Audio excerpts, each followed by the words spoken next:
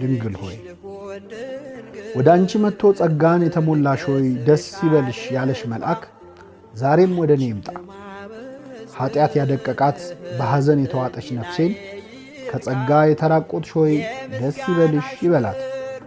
ጌታ በእኔ ልብ እንዳይጸነስ ያለ ኃጢአት መኖርን ስለማላውቅ እንዴት ይሆንልኛል ብልም ወደ አንቺ የመጣው መንፈስ ቅዱስ ወደ እኔ በምህረት ይምጣ። በእስራኤል ልጆች ሰፈር መና እንደወረደ የልጅሽ ምህረት በእኔም ላይ ይውረድ።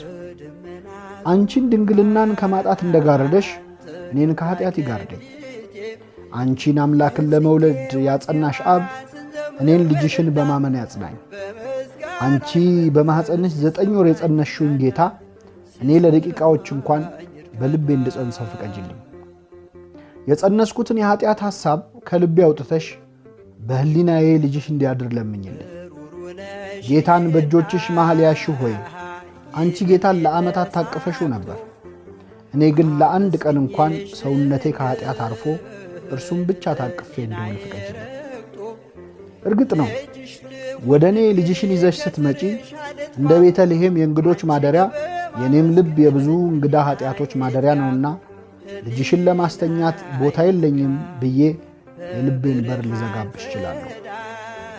በሩን ብዘጋውም ግን ልጅሽ እንደሆነ በደጅ ቆሞ ማንኳኳት እንደማይሰለቸው አውቃለሁ።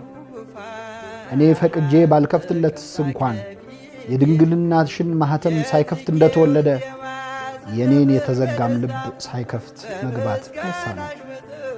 ስለዚህ አመፄንና እምቢታዬን ቸል ብለሽ ለልጅሽ ማደሪያ አድርጊ።